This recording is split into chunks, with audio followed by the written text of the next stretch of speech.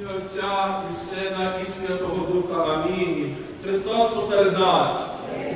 Christ is among us.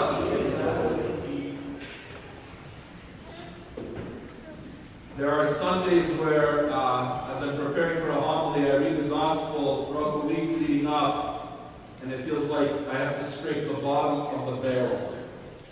I don't feel like that today. Today I feel like the barrel is overflowing and I don't know what to speak about. So, I'm just going to try and focus on one particular thought from today's Gospel.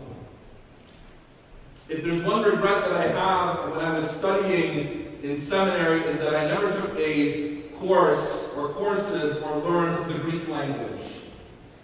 Much of the scriptures is written in Greek.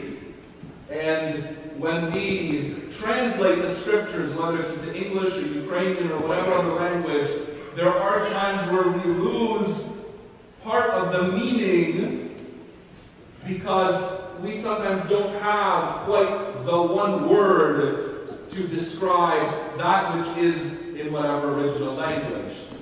For example, in Greek, there are 4 different words for love. I think I've mentioned this before. There's a difference between loving God and loving pizza. We have just the word love, whereas the Greeks have 4 different words. And the word I want to focus on today is pistis. Faith. Vera. The Greek word for faith, pistis, wasn't just faith, but also trust, confidence, and fidelity or dependence on God. When Jesus comes today to the disciples, and sometimes also when we read the Gospels, we have to situate them in text. If anyone has read chapter 17 of Matthew, it begins with the Transfiguration, which we celebrated a week and a half ago.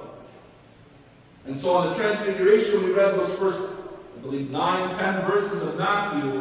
And here we begin at verse 14 of Matthew. So Jesus and the 3 disciples, Peter, James, and John, are coming down the mountain, and there's a great crowd. The other disciples are there with this boy, this epileptic, who needs to be healed.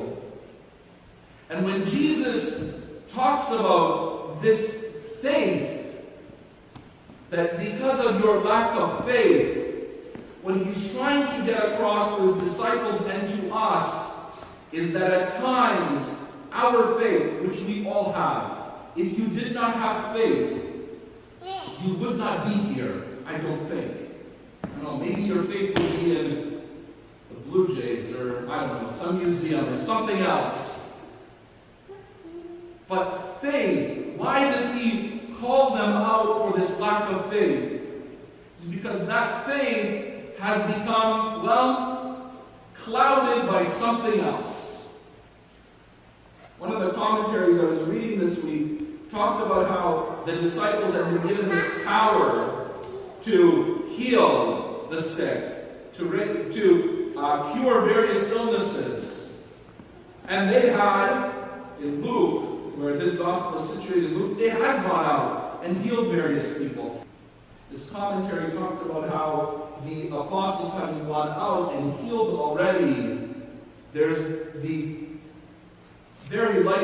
a likelihood that on returning, seeing this boy and trying to heal them, they were filled with maybe a little bit of pride that they had been able to heal others, and that pride is what pushed aside the faith and trust and confidence in God, not in themselves, but in God that they needed in order to heal this boy. So what does this mean for us? All of us in our lives, maybe you haven't raised anyone from the dead or healed someone. I certainly haven't, as far as I know, the way that maybe Jesus did here.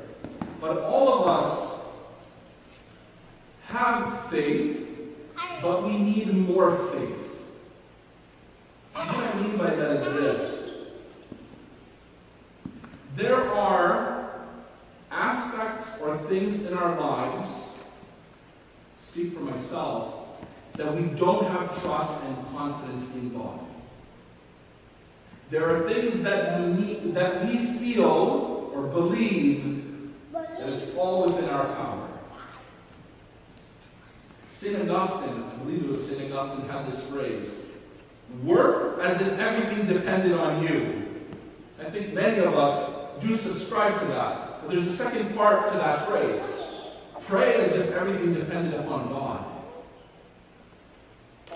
And for us to have that vibrant faith that can move mountains in our lives, that can conquer whether it's pride or vainglory, or whether it's some sort of difficulty or struggle or whatever it may be in our life, yes, we need to work together with God's grace. There is, as Father Chorosky would say, a synergia between us cooperating with God and with God's grace in order for this faith, the noun, pistis, to become a verb, an action, pisteo, to be something that we do. Because faith is not simply some belief, but faith is belief put into action in the way that we live our life.